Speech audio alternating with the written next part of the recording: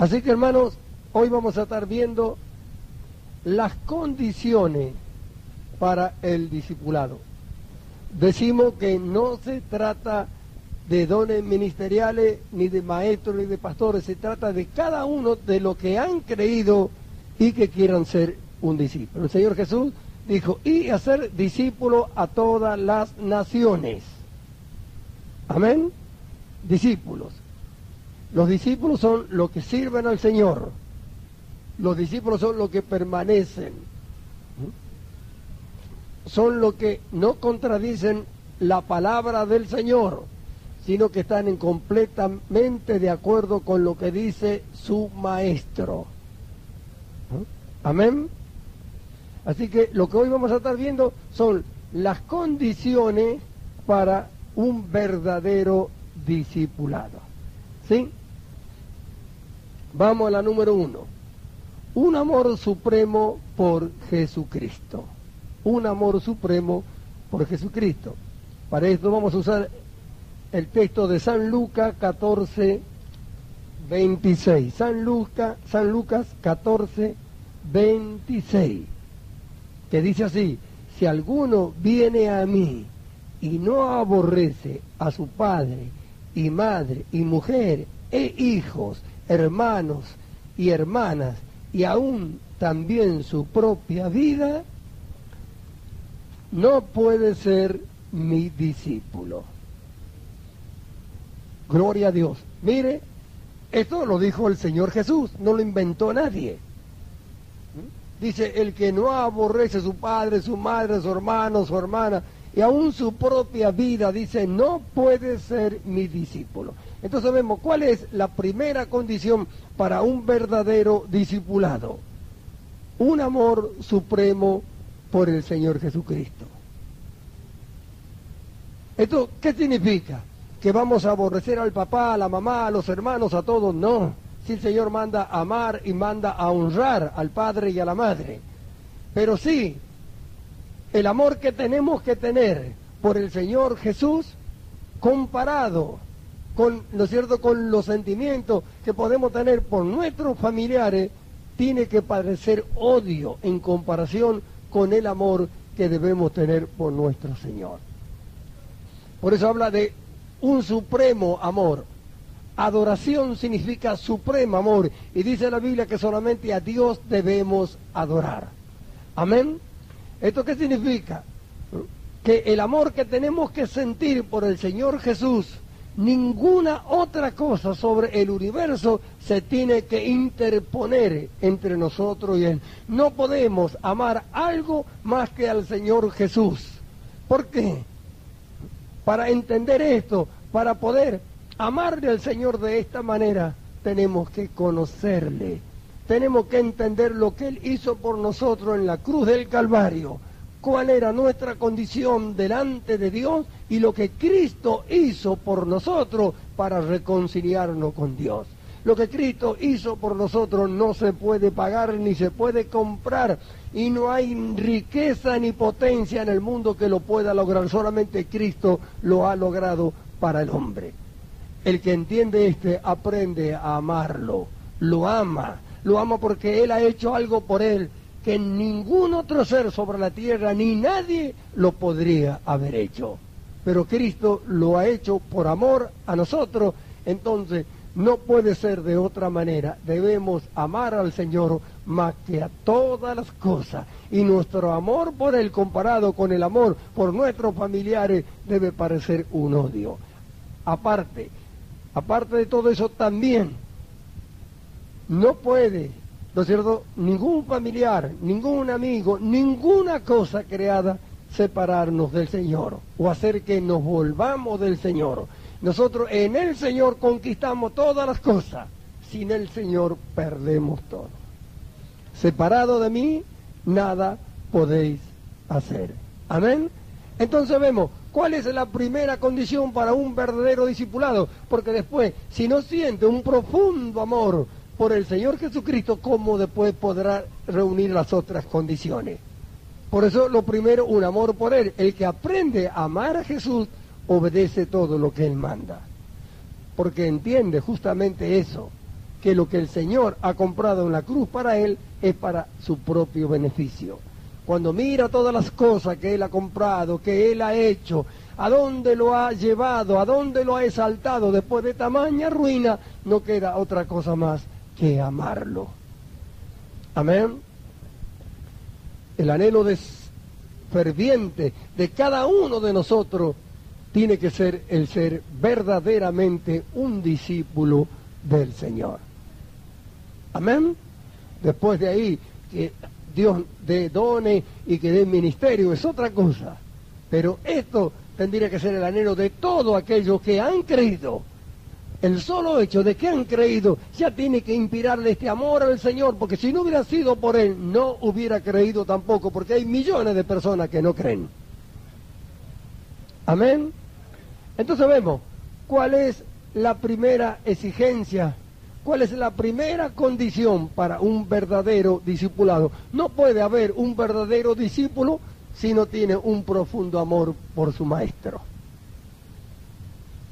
¿Cómo le obedecerá? ¿Cómo lo respetará si no lo ama? Gloria a su nombre. Amén. Entonces, ¿cuál es la primera condición? Un profundo amor por Jesucristo. Vemos lo que Él dijo en su palabra, ¿sí?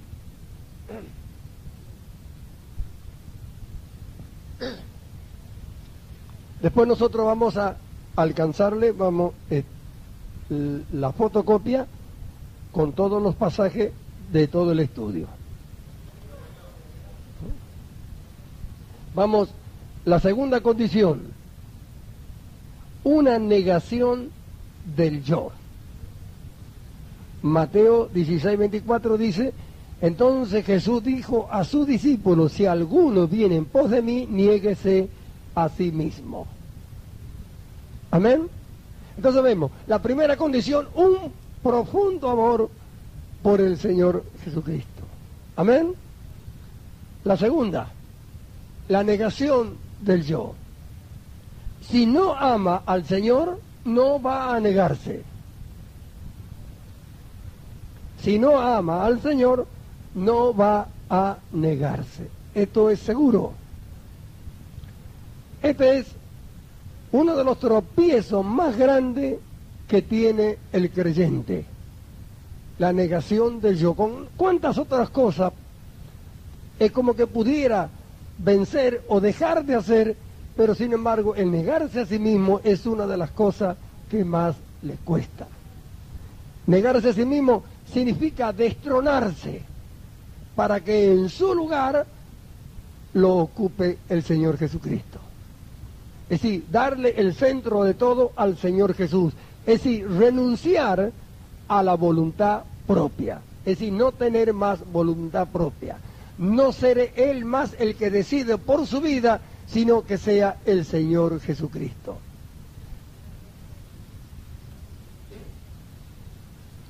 Si alguno viene en pos de mí, niéguese a sí mismo. No hay forma de seguir al Señor hasta el final y obedecerle si no se niega a sí mismo. Este es uno de los problemas grandes, tremendos, no solamente, hermano, en los hermanos, sino en lo que tiene el ministerio. Al no negarse a sí mismo, no pueden hacer la voluntad de Dios, sino que hacen cosas que Dios dice y cosas que ellos piensan. Eso llevó la ruina a la iglesia que vemos hoy. ¿Cuál? El dominio del hombre, de su propia voluntad, el gobierno de su propia voluntad en la iglesia. Cuando el Señor mandó a negarse, todo aquel que quiere ser un discípulo del Señor dice, todo aquel que quiere venir en pos de mí, niéguese a sí mismo. La condición la puso el Señor. Lo que pasa es que estas son cosas que hay que hablarlas desde el principio. Nadie quiere hablar en estos días de estas cosas. Todos quieren disfrutar de un mundo que está agonizando y cuyo fin va a la total destrucción, al punto de que Dios dice, cielo nuevo y tierra nueva. Bendito sea su nombre. Entonces vemos, la primera condición, un amor supremo por el Señor Jesucristo. La segunda, la negación del yo, el negarse a sí mismo. Todas estas condiciones, como las estamos viendo, las puso el Señor, las habló Él, las exige Él. No se trata de pastores, ni se trata de pensamiento de hombres. Son exigencias del Señor Jesús para su verdadero discipulado. Si nosotros nos detenemos a pensar y vemos, ¿cuántos hermanos hay que no aman al Señor más que todas las cosas? Hay otros que ni siquiera le aman. ¿Cuántos hay que nunca se han negado a sí mismos? Entonces vemos por qué la iglesia está así. La negación del yo no tiene nada que ver con la abnegación. La abnegación es que usted se priva de algunas cosas. ¿Cuántos hermanos hay que se privan a lo mejor de deporte? Se privan de muchas cosas y después hay otras cosas que no. Eso es abnegación, privarse temporalmente de algo. La negación del yo significa que desaparecemos nosotros de la escena para que la persona del Señor Jesucristo se desarrolle en lugar nuestro. Ahora, estas son exigencias para un verdadero discipulado. Usted, mientras escucha esto, mientras estamos hablando esta palabra, mírese y vea por qué el fracaso. ¿Por qué tanto fracasan? Porque usted mismo ha fracasado en muchas cosas. Mire cuáles son las condiciones, mire cuáles son los principios. Un amor supremo por Jesucristo. ¿Le ama así usted? Si no le ama así, ¿cómo se negará? ¿Cómo va a querer desaparecer usted? El hombre, el problema más grande que tiene es ese, que él no quiere que otro gobierne su vida. Sin embargo, él ha fracasado. Y Jesús quiere estar en su lugar para que nunca más vuelva a fracasar. Que Jesús gobierne nuestra vida significa que nosotros entregamos todo el control del Espíritu Santo. Renunciar a la voluntad propia. Decir, Señor, no permita que yo gobierne mi vida. Como hombre he fracasado, pero en ti he sido exaltado. ¿Cómo puede nuestra conducta mostrar esta exaltación? Con el gobierno del hombre jamás la mostrará. Con el gobierno del Espíritu Santo de Dios sí que lo podemos mostrar. Amén. Entonces vemos la segunda exigencia, la negación del yo. Es decir, tiene que claudicar de una vez y para siempre. La palabra de Dios nos enseña todas las cosas, cómo debemos andar, hablar, vivir, todo está ahí. Si nosotros renunciamos a nosotros mismos, hacemos oído a la voz del Espíritu de Dios, obedecemos en todas las cosas que tenemos que hacer, y nuestra conducta exaltada en Cristo Jesús será manifestada a cuanto nos mira. Una negación del yo. Amén. La segunda condición. Ahora mire, deténgase un momento a pensar. ¿Se ha negado alguna vez? ¿Lo ha hecho ya? ¿Lo ha pensado alguna vez si quiere hacerlo? ¿Cuánto tropiezo, cuántas dificultades en los hogares, en el trabajo, en cuántas otras partes? ¿A causa de qué? De no haberse negado. Porque yo pienso, yo opino. Y bueno, ¿a mí qué me van a decir? No me lo vengan a decir, no se metan conmigo. ¿Qué tienen que meterse? ¿No soy dueño yo? ¿Qué dirá el Señor? ¿Qué dirá el Señor? Al no negarse para que el Señor sea que gobierne su vida, usted está diciendo algo, por eso no puede ser un discípulo. Está diciendo, escúchame Jesús, tú puedes ser muy sabio y haber hecho el universo, pero yo sé gobernar mi vida mejor que tú. Así que tú quédate a un lado y yo voy a seguir gobernando mi vida. Y el Señor dice, amén. Pero Él dice que el que quiera ser un verdadero discípulo, el que quiera venir en pos de Él, debe negarse a sí mismo. Amén. Entonces vemos, la primera condición para un verdadero discipulado, un amor supremo por Jesucristo. La segunda, el negarse a sí mismo. Vamos a la tercera. Una elección deliberada de la cruz. Mateo 16:24 dice, si alguno quiere venir en pos de mí, niéguese a sí mismo y tome su cruz. Lucas dice, tome su cruz cada día. Ahora mire, un supremo amor por Jesucristo, la negación del yo, y hay que tomar la cruz. Es decir, esta es la elección de tomar la cruz, es algo que tiene que ser deliberado, con conocimiento, sabiendo lo que esto implica. Llevar la cruz no tiene nada que ver, hermano, que uno tenga que estar cargando con una enfermedad, que tenga que estar pasando algunas necesidades económicas o problemas familiares. Esto lo hace todo el mundo, lo pasa cualquier persona en este mundo. Amén. ¿Cuántas personas sufren? Han nacido enfermas, otros han nacido ciegos, paralíticos y cuántas otras cosas. Eso no es tomar la cruz. Que usted padezca una enfermedad, que usted tenga problemas con su familia y todas esas cosas, eso no es tomar la cruz. La elección de la cruz es entender, comprender lo que el mundo cargó sobre el Señor Jesús. Es aceptar el oprobio, la vergüenza, la deshonra que es para el mundo.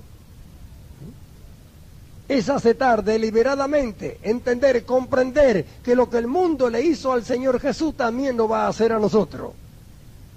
Y estar preparado para no avergonzarse de ello, sino para dar testimonio del Maestro en cada ocasión que se nos presente.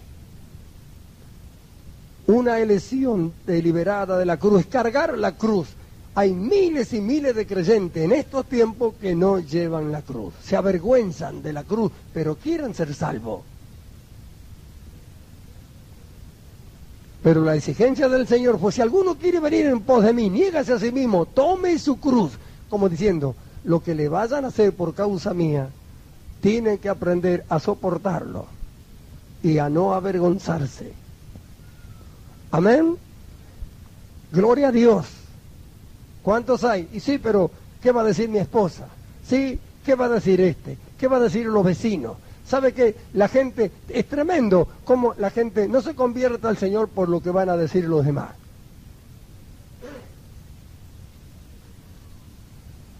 Y tan tremendo son de los mismos creyentes.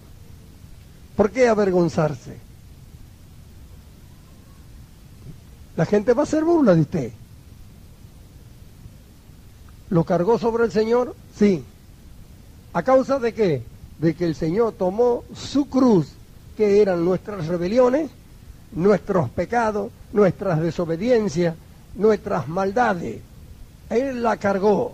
Y el mundo cargó sobre él el oprobio, la vergüenza, lo injurió, hizo de todo. Y él no se avergonzó, sino que la tomó y llevó esa cruz hasta la muerte.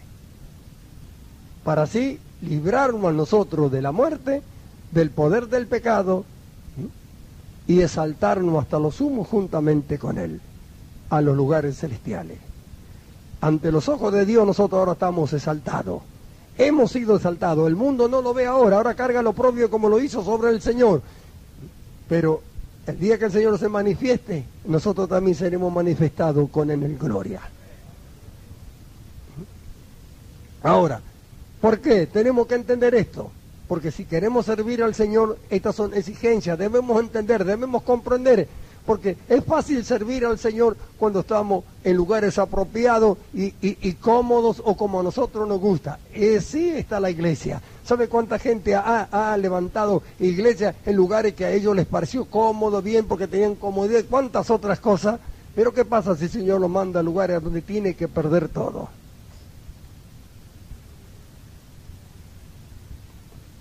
Una elección deliberada de la cruz. Si alguno quiere venir en pos de mí, niéguese a sí mismo.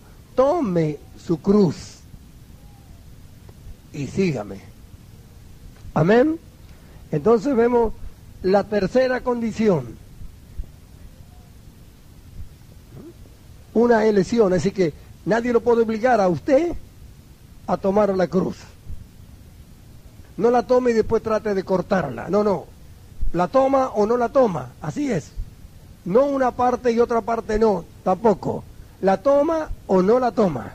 Lo que tomamos la cruz deliberadamente, sabiendo que pueden acarrearnos las mismas cosas que le pasó al Señor, que nos pueden escupir, insultar, decir de todo, necio y locos y cuantas otras cosas, y hacer burla de nosotros, y nosotros tenemos que mantenerlo como el Señor se mantuvo, ¿no es cierto? Lo que hemos hecho, esta elección deliberada, tenemos que hacerlo sabiendo que esto puede ocurrirnos y que cuando llegue el momento no sea cosa que queramos abandonar.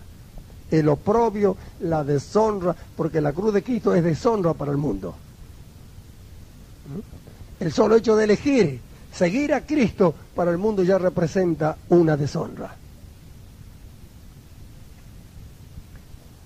No ha de ser así con los discípulos. Amén.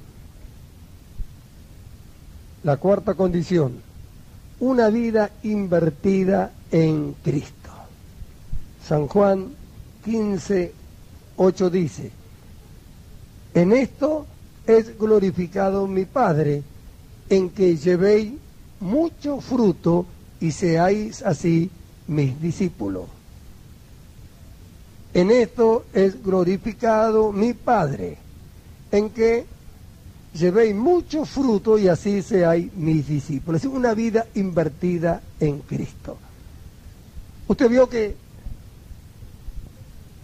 cuando alguien invierte, vamos a decir para que lo entendamos, un dinero en una financiera, en un banco, algo para que sea trabajado, usted lo invierte y la empresa o el banco, quien quiera que sea, es el que maneja y hace del dinero como ellos piensan. Después usted recibe los frutos de eso.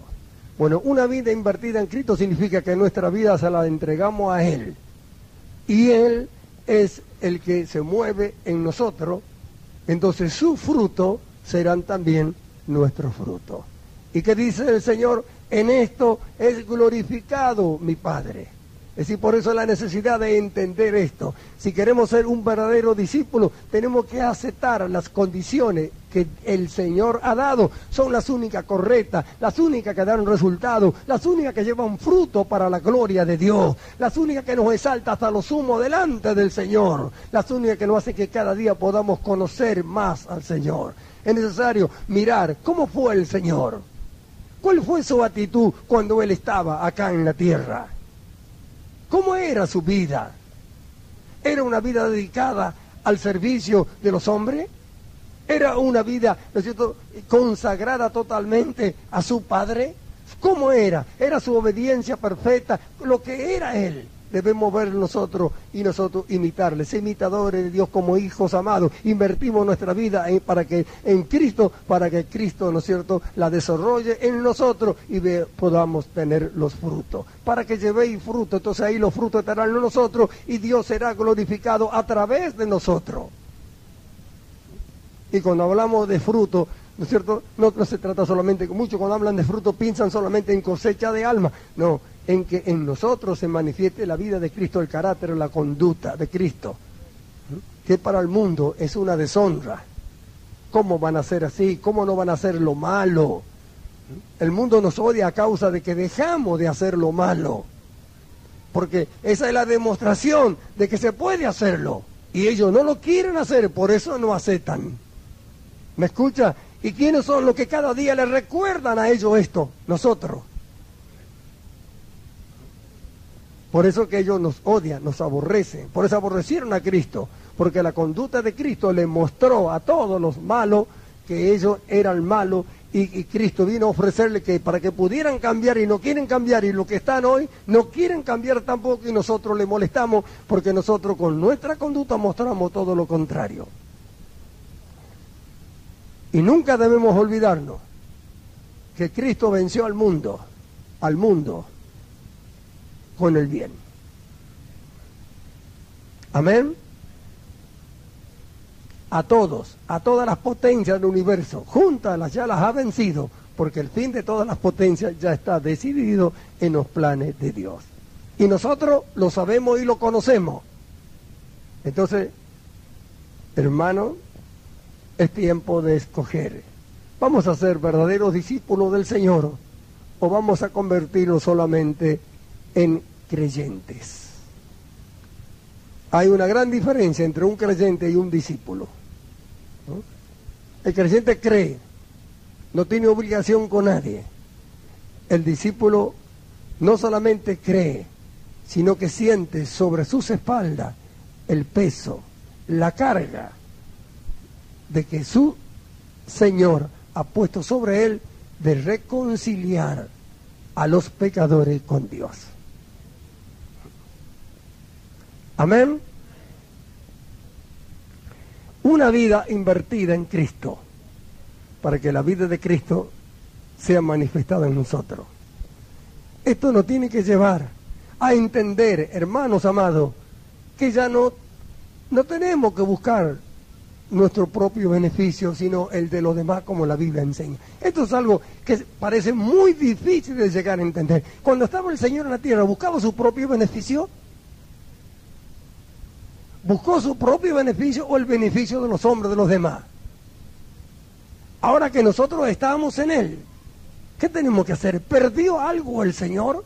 ¿Perdió la exaltación? ¿Perdió la comunión con el Padre? ¿Perdió la gracia? ¿Perdió el poder por haber hecho esto? ¿O todo esto fue exaltado cada día más en Él? Gloria a Dios.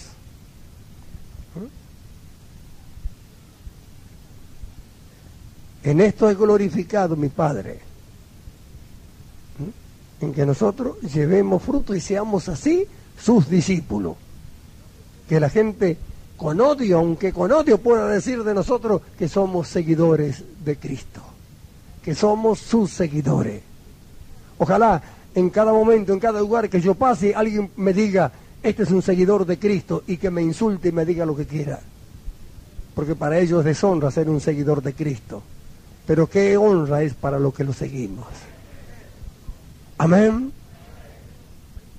Un día Él nos presentará delante de los ojos de los que nos aborrecen en gloria.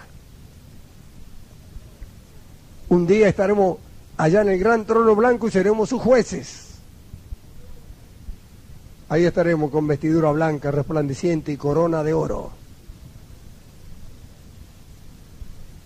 No nos avergoncemos de aquel que nos ha exaltado tanto. Y que nuestra vida esté invertida en Él, para que sus frutos sean notorios en nosotros. En cada día, en cada lugar, para que su conducta sea exhibida en nosotros ahora, para que nosotros seamos lo que mostremos, su carácter. Amén. Una vida invertida en Cristo. Es tremendo, pero es glorioso. Esto es maravilloso. Amén.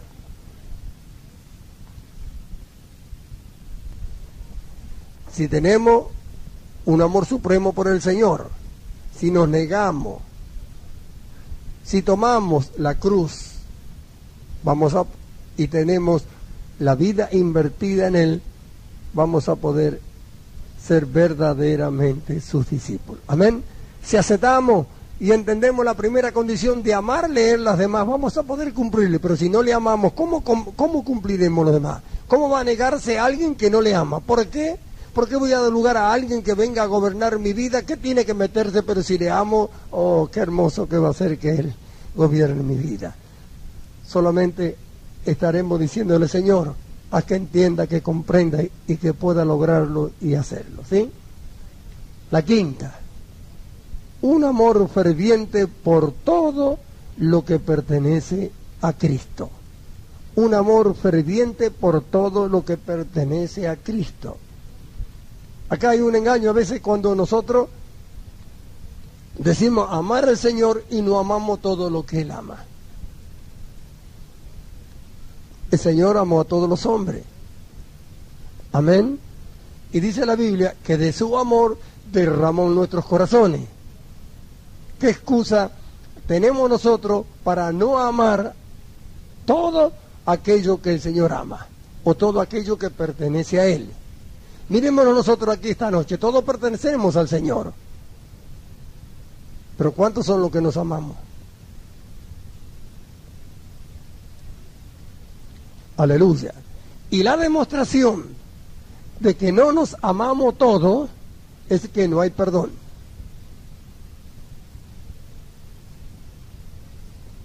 Esta es la demostración. No hay perdón. Sin embargo, el Señor Jesús nos dio esa lección a nosotros. Nos perdonó a todos. Nos amó, por eso nos perdonó. Ahora, como no tenemos en cuenta esto de ser un verdadero discípulo, no nos importa cuáles son las exigencias. Y como no nos importa cuáles son las exigencias, nos da lo mismo amar o no amar. Decimos amar a lo que nosotros creemos o queremos. Sin embargo, el amar, la Biblia enseña que debemos amar a nuestro prójimo como a nosotros mismos. Y dice que no busquemos nuestro propio bien, sino el del otro. Pero si no le amamos, ¿cómo buscaremos su bien? ¿Cómo perdonaremos sus ofensas? Ahora, Dios, por medio de su amor derramado en nosotros por el Espíritu Santo, nos capacita para amar de la misma manera en que Cristo nos amó a nosotros. Y esto es una necesidad. Esto tiene que ser, nosotros tenemos que tener en nosotros este pensamiento de sentir la necesidad de que esto sea una realidad en nosotros. Dejar de mirar los defectos de los demás. El Señor le ama. El Señor ama aún a lo más cargoso. Aún aquellos que están apartados les ama. No vamos a decir que no son malos. No vamos a decir que no hacen cosas malas. No vamos a decir que no hacen cosas indebidas. Pero el amor de Dios va más allá de todas esas cosas. El amor de Dios nunca deja de ser. Y la iglesia no hace el verdadero trabajo porque no aprendió a amar así. Porque no se ama, si no ama al que está dentro de la iglesia, ¿cómo va a amar al perdido? La predicación al perdido tiene que ser por amor al Señor, porque el Señor les ama. ¿Qué quiere el Señor de un perdido? Salvarlo. ¿Y a quién puso en la tierra para que lo haga? A nosotros. ¿A quién puso para que le hable? A nosotros. ¿A quién puso para reconciliarlo con Dios? A nosotros.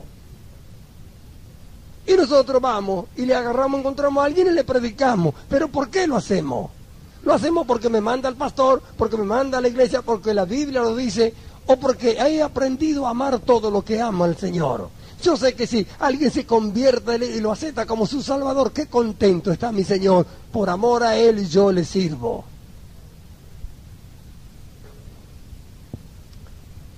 Esto es algo que debemos entender. Tiene que tener esta experiencia en su vida. Para que deje de vivir hueco, vacío, desobediente. ¿Por qué viven tanta desobediencia? Porque no tienen en cuenta estas condiciones, porque estas cosas que las ha dado, si el Señor las ha exigido, es porque las necesitamos, es porque trae un beneficio a nosotros, a la iglesia. Esto trae gloria para Dios. Acá desaparece el hombre.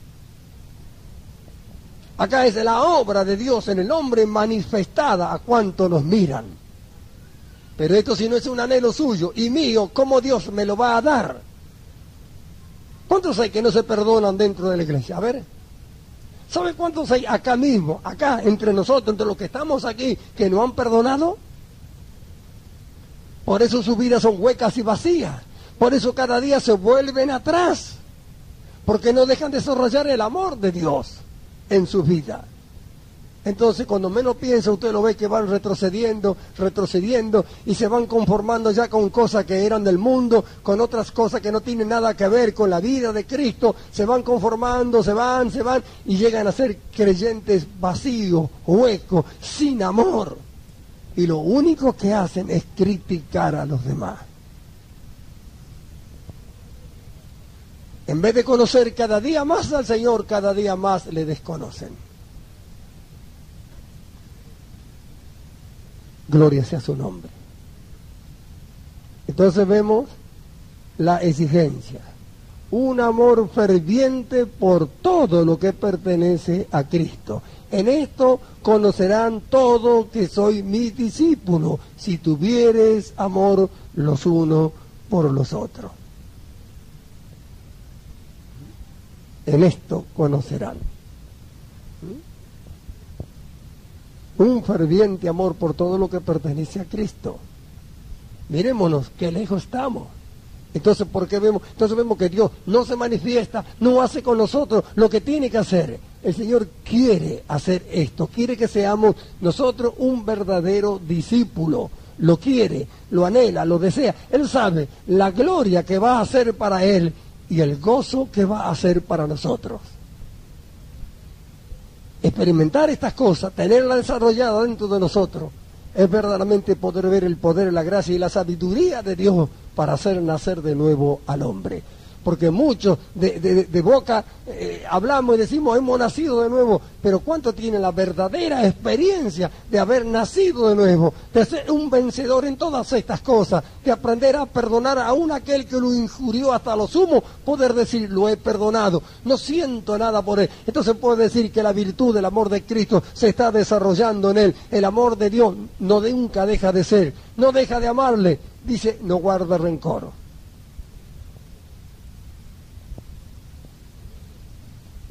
Bendito su nombre. Qué hermoso es aceptar el error de los demás. Mirarlo en su error y cuando se arrepienten, perdonarlo. Aceptar que fue un error, que se equivocó.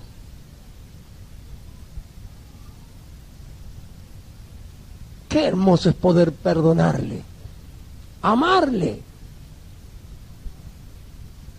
aún viendo que está en el error y que no quiere entender. Amarle igual, porque es del Señor. El Señor puede dar vuelta así su corazón.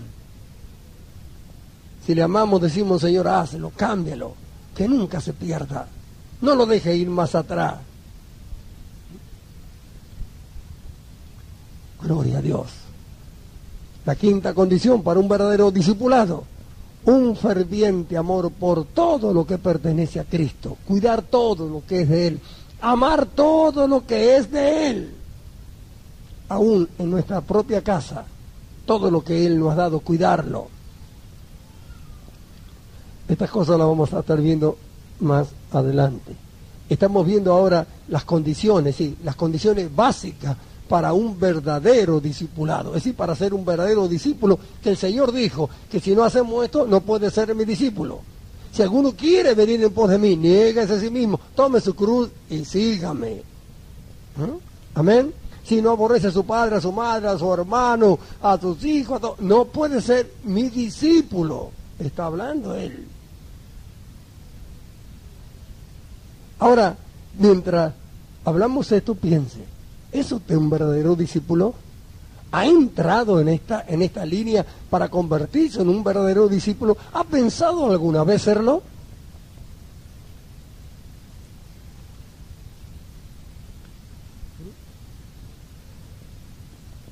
Esto está dentro de nosotros.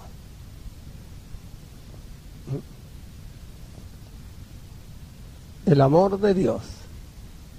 El amor es sufrido, es benigno. El amor no tiene envidia. El amor no es jactancioso, no se envanece, no hace nada indebido, no busca lo suyo, no se irrita, no guarda rencor.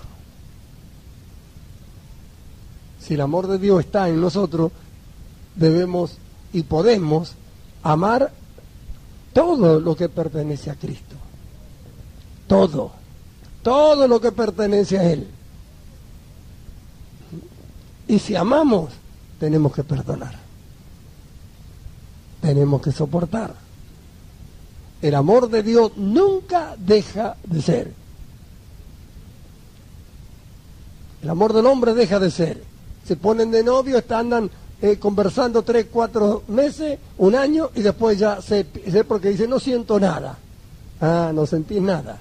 porque escogiste, elegiste y agarraste y amaste hasta que quisiste, y cuando no quisiste no amaste más, pero con el amor de Dios nunca deja de ser.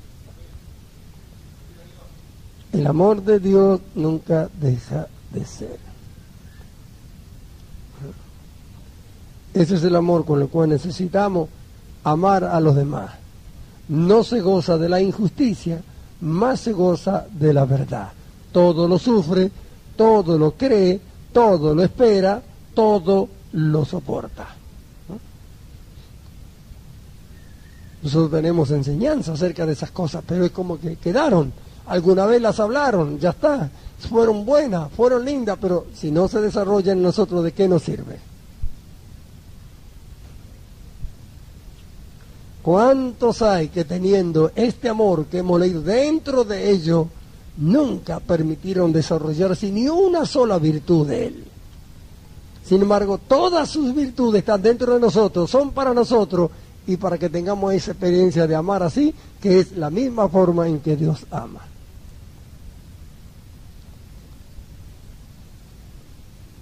La sexta condición para un verdadero discipulado, la permanencia continua en su palabra. Es decir, permanecer continuamente en su palabra. San Juan 8:31. Dijo entonces Jesús a los judíos que habían creído en él: si vosotros permaneciereis en mi palabra, seréis verdaderamente mis discípulos. Si vosotros permaneciereis en mi palabra, seréis verdaderamente mis discípulos. Nosotros sabemos que para conocer al Señor, para conocerle a Él, debemos leer, estudiar su palabra, porque ellas dan testimonio de Él. El que quiere conocer a Cristo tiene que leer su palabra. Amén. Él es la palabra viviente, ahí lo encontramos a Jesús, ahí lo conocemos. Ahí lo podemos estudiar nosotros. No podemos, ¿no es cierto?, leer un escrito de la palabra de Dios y ya está, leer una vez, un ejemplo, leer un evangelio una vez y ya nunca más leerlo porque lo hemos leído una vez, sabiendo que la palabra de Dios es viva y eficaz. Es decir, que en cada momento, en cada día que podamos leerla, aunque la hayamos leído 1000 veces, siempre está la esperanza, siempre estamos creyendo que vamos a encontrar algo nuevo en lo que hemos leído ya 1000 veces. Porque es la palabra viva, infinita de Dios. Amén. Debemos no solamente leerla, sino debemos obedecerla, creer y obedecer, permanecer en ella. Debemos creerla, obedecerla, ponerla por obra. ¿De qué nos sirve decir, como estamos viendo, lo que es el amor de Dios si no se desarrolla en nosotros? ¿De qué nos vale creer que el amor de Dios está derramado en nuestros corazones si ninguna de sus virtudes se desarrolla y la podemos experimentar? ¿No? La palabra de Dios debemos escucharla, debemos aprenderla y debemos obedecerla. Amén. Debemos penetrar en ella, debemos escuchar.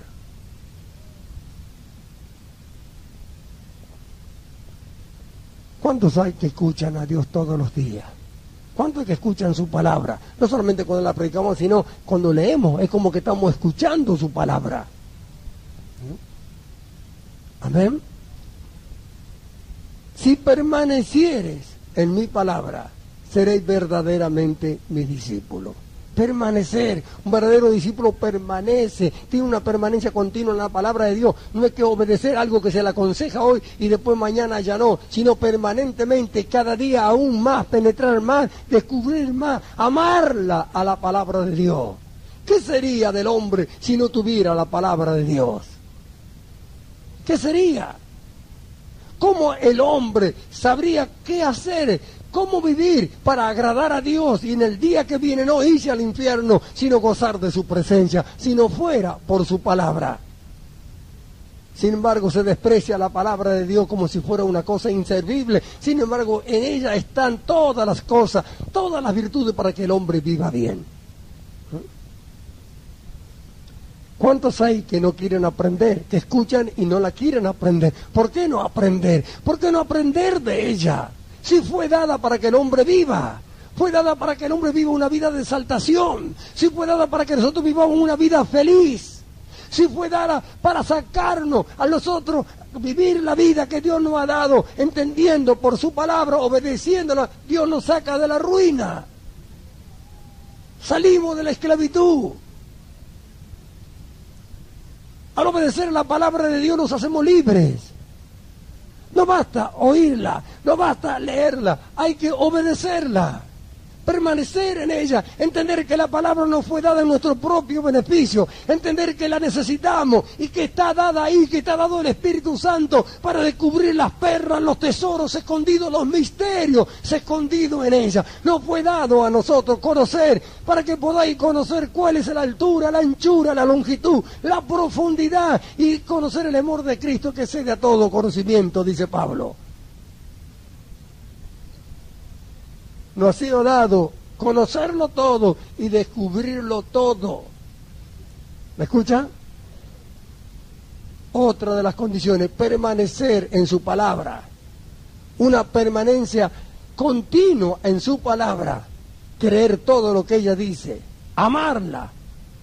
Obedecerla. Estudiarla. Necesitamos estudiar la palabra de Dios. Necesitamos penetrar dentro de ella. Necesitamos su revelación, su iluminación cada día. Esto es para los que lo anhelan, lo desean. Un verdadero discípulo anhela, desea esto. A través del conocimiento de la palabra de Dios conoce más a su maestro. Y cuando más se conoce a Jesús, más se le ama. Más se le ama. Alabado sea Dios. San Lucas 9:62 dice, y Jesús les dijo, ninguno que poniendo su mano en el arado mira hacia atrás es apto para el reino de Dios. Es decir, si alguno hoy toma la palabra de Dios, la obedece y después la deja, es como aquel que toma el arado y mira para atrás.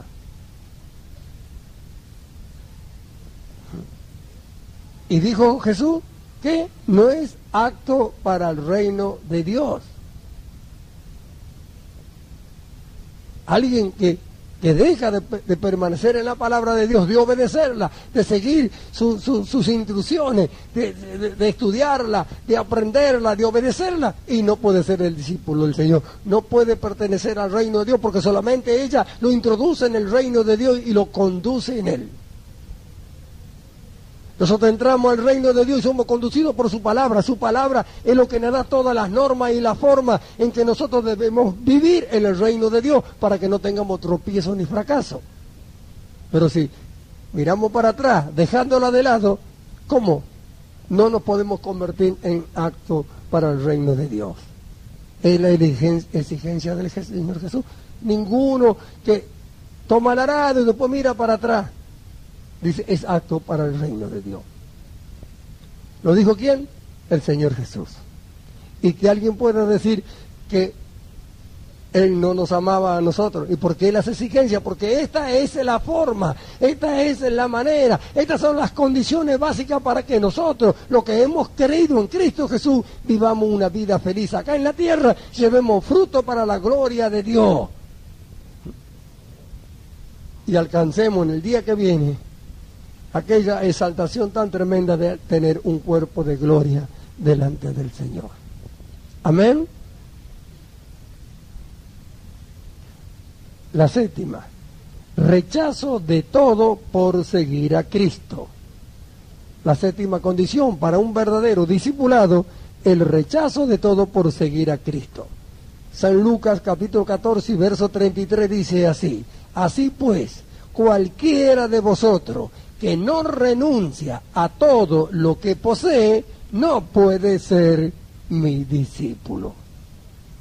Así cualquiera de vosotros que no renuncia a todo lo que posee, no puede ser mi discípulo. Este es un pasaje que teólogos, estudiosos y cuantos otros se han levantado para tratar de demostrar que lo que dijo el Señor Jesús no era así.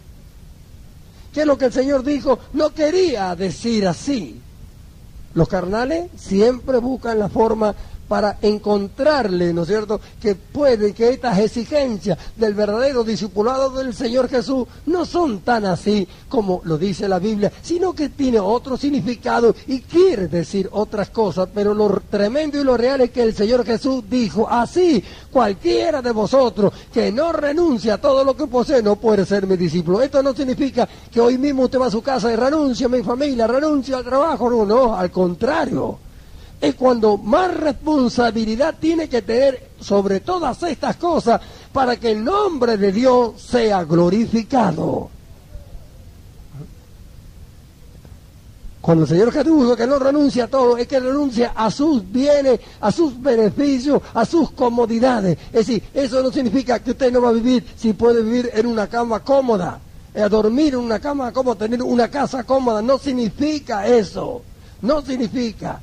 Pero lo que sí tiene que entender, que eso no lo tiene que separar del Señor de nada. Y si es necesario perder todas las cosas por causa de la extensión del reino de Dios, nosotros debemos aceptarlo. No tenemos nada, somos solamente mayordomos del Señor. Él nos ha tomado su cuidado. Él ha prometido que no nos va a faltar nada. No dijo que no va a faltar lujo ni comodidades, sino que no nos va a faltar nada para que hagamos su trabajo. Eso significa que si alguien está viviendo en una casa cómoda, lujosa, y de pronto tiene que ir al campo y el Señor lo manda a la montaña, lo manda a un lugar donde ni siquiera luz eléctrica hay, él ha renunciado a todo y acepta por el amor a Cristo, lo ha aceptado por amor al perdido, por amor a lo que Cristo ama, y va a ese lugar. No es que renuncia a su trabajo, ¿no es cierto?, de ser un discípulo del Señor para seguir en su comodidad, renunciar en su corazón adentro. Si un día se presenta esta oportunidad, yo voy como si allá tuviera lo mismo que tengo acá, aunque no tenga nada. El que no renuncia a todo lo que posee, es decir, en su corazón, la responsabilidad aumenta más, esforzarse más. Y si algo le sobra, ¿para qué guardarlo? Si después de todo, cuando Cristo nos lleve, ¿de quién será?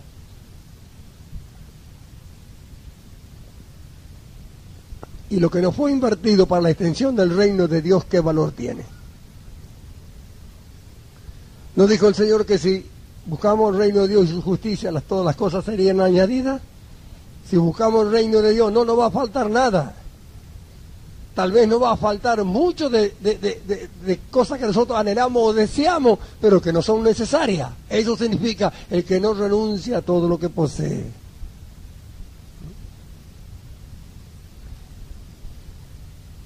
Yo he sido probado en esas cosas. Nosotros hemos estado en lugares que hemos sido enviados por el Señor. En el caso cuando estuvimos en la Altagracia, nosotros fuimos a Altagracia enviados por el Señor en pleno invierno. ¿Y cuál es la comodidad que nos dieron? 2 camitas, sin colchón, sin una sola frazada. 2 camitas con los flejes y nada más.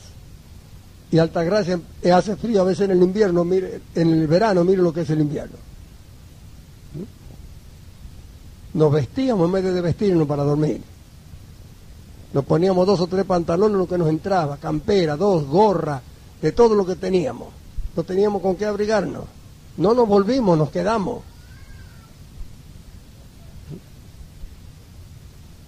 No nos dieron ni la más mínima comodidad, nada, no había.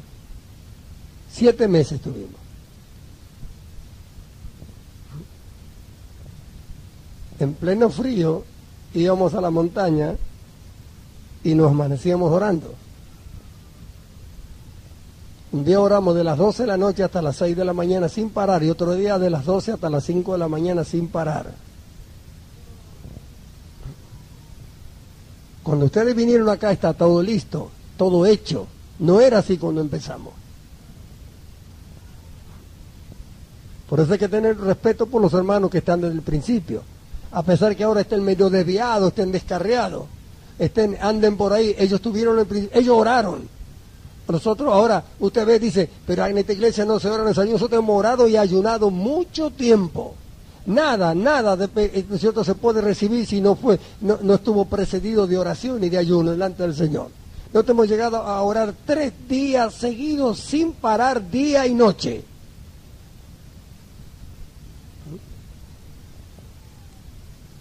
Después ustedes fueron añadidos. Dijo que, no dice así la Biblia. Otros trabajaron y vosotros entraste en vuestros labores. Nadie se tiene que creer más ni menos. Hay hermanos que están afuera, que ayunaban y oraban cuando ustedes no estaban. Y servían al Señor. Y hoy han tropezado por una o cual sea la situación. Pero fueron llamados por el Señor, servían al Señor antes que ustedes, en condiciones que ustedes no lo están haciendo. Gloria a su nombre. Hubo un tiempo que el que no ayunaba 2 veces por semana se lamentaba. Y hemos ayunado 3 días, 4 días, y yo ayuné, lo máximo que ayuné son 7 días corridos. He ayunado 3 meses seguidos, de lunes a viernes, todos los días.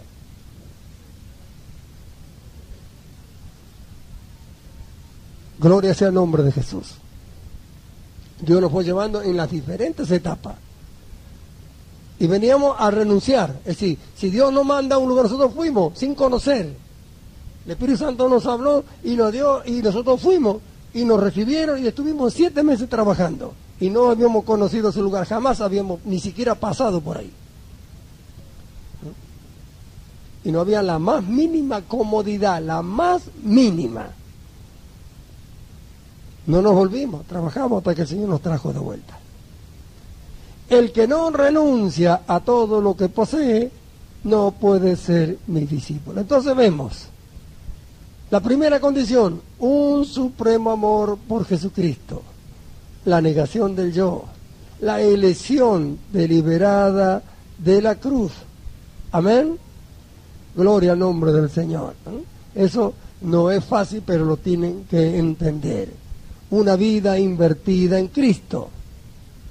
Un amor ferviente por todo lo que pertenece al Señor. Una permanencia continua en la palabra de Dios y la renuncia a todo lo que se posee. Entienda, cuando hablamos de renunciar a todo lo que se posee no significa dejarlo todo, pero si lo tiene que dejar por causa de la obra del Señor, porque el Señor le manda, es como si usted no tuviera nada. Estas son las exigencias para un verdadero discipulado dada por nuestro amado Señor y Salvador Jesucristo. No es condición de hombre, sino la condición que el Señor le ha dado. El que tiene oído para oír, oiga lo que el Espíritu dice a la iglesia.